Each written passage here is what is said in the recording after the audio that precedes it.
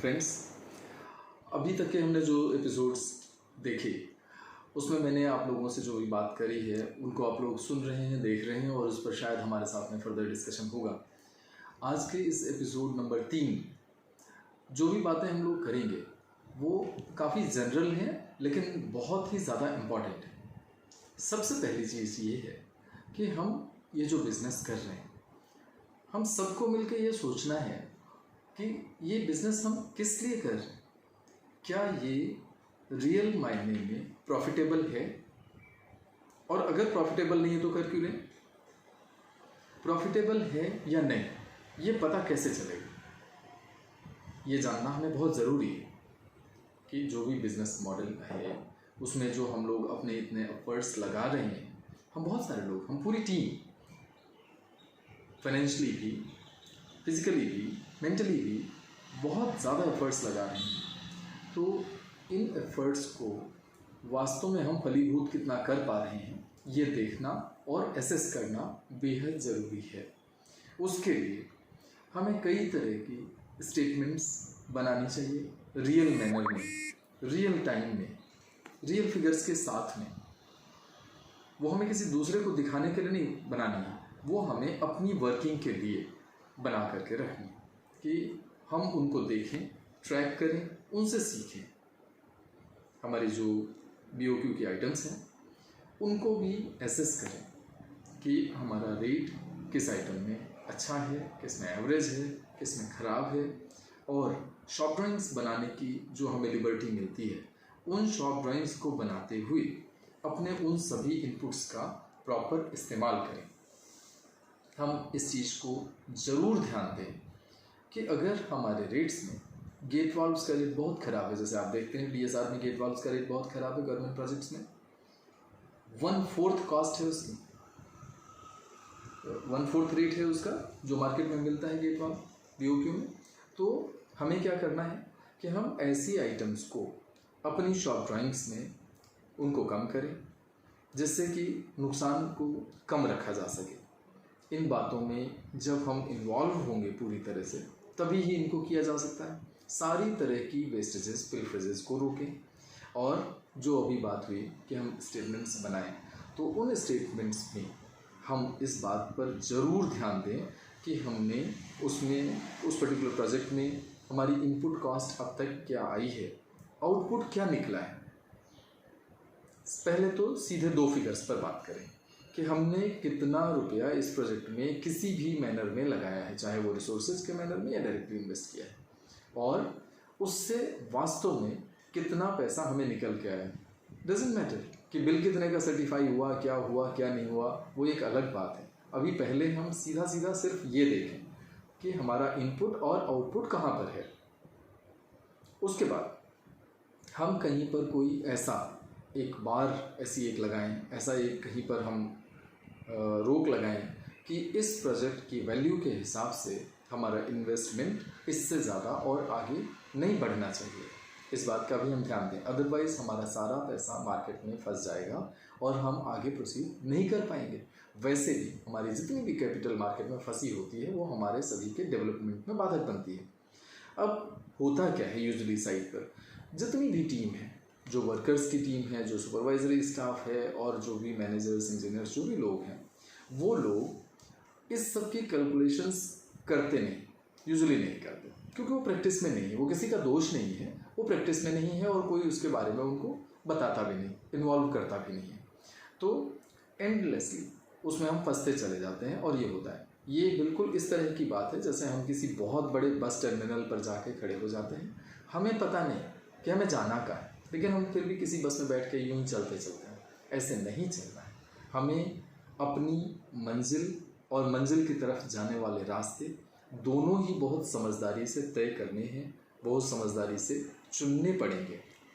तो इसमें आप पहले अपनी इनपुट और आउटपुट के बीच में क्या डिफरेंस आ रहा है, हम कहाँ पर खड़े हैं, वो पहले तो आप खुद वो बनाएं, प्रिपेयर करें, जो मैनेजर्स हैं या जो टॉप पर बैठे हुए लोग हैं वहाँ, और अपने डाउन द लाइन काम करने वाले सभी मेंबर्स को उसके बारे में अवेयर कराएं। इस बात का ज़रूर ध्यान रखें कि हम ऐसा कर रहे हैं।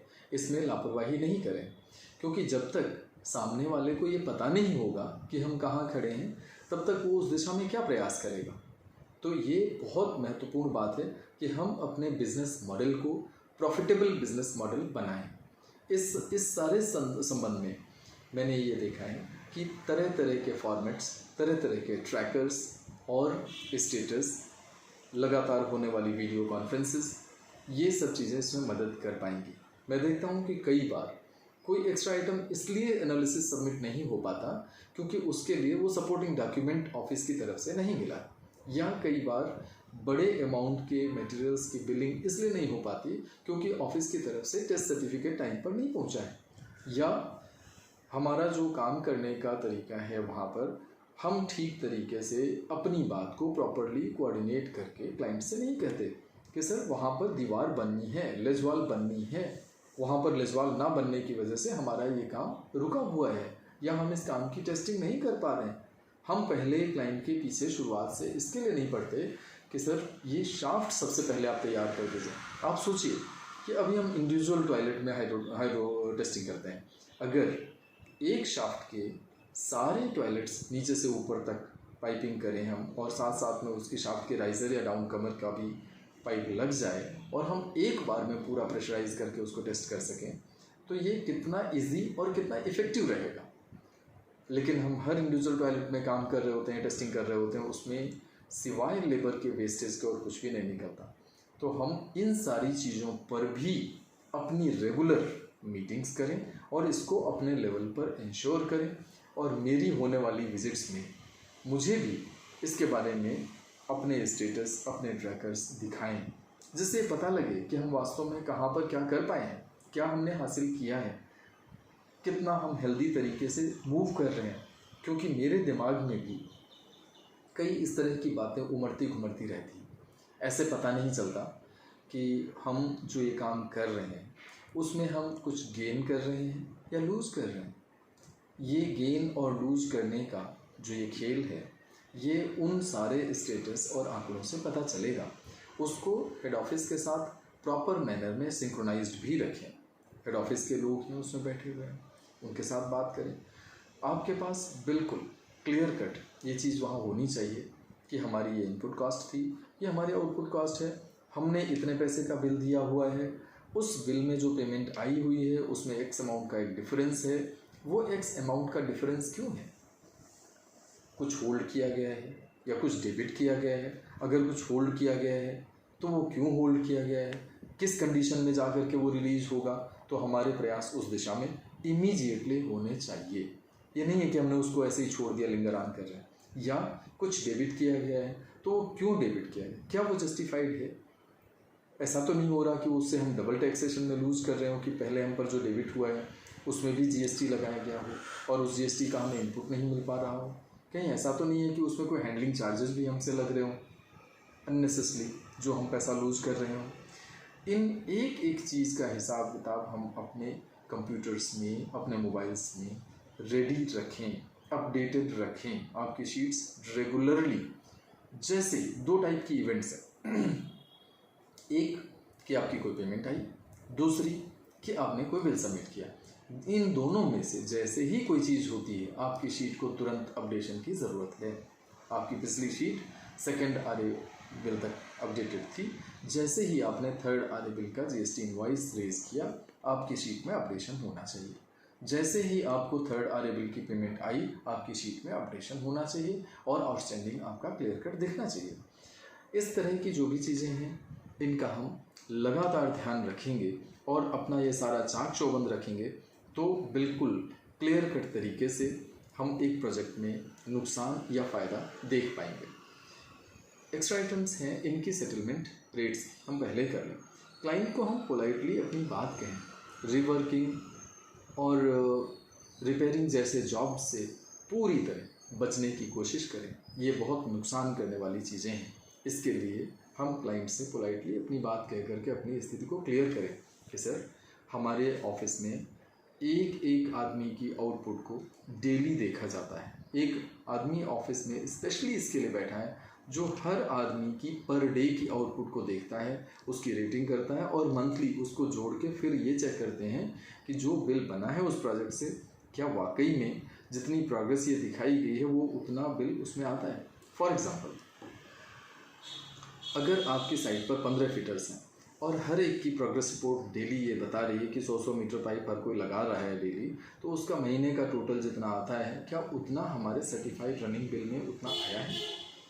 वो सब चीज़ें क्रॉस चेक होती हैं। आप इससे अवेयर कराएं लोगों को, आप अपनी स्थिति उनको क्लियर करें, आप उनको ये बताएं कि सर इस प्रोजेक्ट में हम इतने से ज़्यादा जाएंगे तो हमारा हेड ऑफिस, हमारा परचेज इसमें यहाँ पर बार कर देगा, इसके आगे तब तक कोई मटेरियल नहीं आएगा जब तक कि ये पैसा रिलीज़ नहीं हो जाता है। इससे हमारा मार्केट में पैसा ज़रूरत से ज़्यादा फंसता नहीं जाएगा।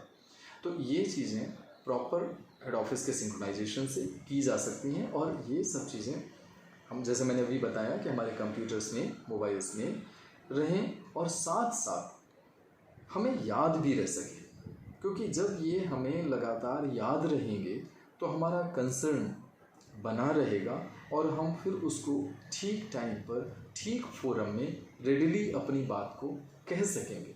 कई बार ऐसा होता है कि क्लाइंट के सीनियर लोग भी होते हैं डिस्कशन में, तो वहाँ पर हम अपनी बात उस समय में कह पाते हैं। अब एक बात का ध्यान दीजिए कि हम सबकी लाइफ्स इस सब से जुड़ी हुई है। अगर कंपनी पैसा लूज करेगी, मार्केट में पैसा फंसा देगी, तो कैसे किसी तरह से लोगों को सैलरीज दी जा पाएंगी, कैसे एक्सपेंशन हो पाएगा कंपनी का, कैसे पर्क्स में बढ़ोतरी हो पाएगी। जैसे अभी देखिए, जहाँ कई कंपनीज़ का ये आ रहा है कि इतने सारे लोगों को कंपनीज निकाल रही हैं, कुछ लोगों को फोर्स लीव पर भेज दिया है, अनपेड लीव पर भेज दिया है। वहीं कुछ ऐसी कंपनीज भी हैं जिन्होंने आज ये अनाउंस किया है कि वो ऐसे में भी इंक्रीमेंट्स दे रहे हैं। जैसे आज मैंने देखा कि कोका कोला कंपनी ने अनाउंस किया है कि वो ऐसी विषम परिस्थितियों में भी अपने लोगों को इंक्रीमेंट देंगे। क्यों? क्योंकि वाकई में उनकी इनपुट कॉस्ट बिल्कुल नेग्लिजिबल है। आपको शायद पता होगा कि जो यूजुअली जो बॉटल हम लोग लेते हैं कोका कोला की मार्केट से, उसके अंदर भरा हुआ जो लिक्विड होता है, जो कोक होता है, उसकी कॉस्ट 1 रुपये से भी कम आती है। तो उनका profit margin more than 100 times, इस वजह से वो ऐसा कर पा रहे हैं। तो हम भी अगर अपने इस बिज़नेस में लॉसेस को कंट्रोल करेंगे, प्रॉफिट्स को इंश्योर करेंगे, तो ऑब्वियसली हम लोग भी कुछ ना कुछ ऑटोमेटिकली ऐसा कर पाएंगे। जैसे मन में बहुत सारे ख्यालात आते हैं, कभी कि आप सभी का मेडिकल इंश्योरेंस कराने की बात आती है, कभी कुछ और किसी तरह के पर्क्स, कभी कुछ और कुछ नया चीज़ लाने और उसको इम्प्लीमेंट करने की बात आती है। लेकिन due to lack of funds इन सब चीज़ों को धरे का धरा रह जाना पड़ता है। तो हम सब इसमें लगे, हम सब अपनी अपनी जवाबदेहियों को सुनिश्चित करें।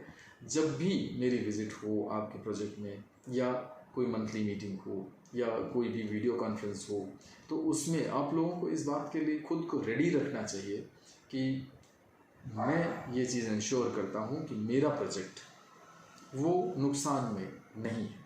जब हम ये प्रण ले लेंगे तो हम सभी की ज़िंदगियों में इससे बदलाव आएगा। और ये मेरी भी कोशिश आपके साथ है कि आप लोगों का जीवन स्तर जितना ऊंचा उठ सके, वही हम सब के लिए मुख्य बात होगी। तो इस सब के लिए हम लगे, ये इंश्योर करें कि हमारा जो भी बिज़नेस मॉडल है वो प्रॉफिटेबल रहे।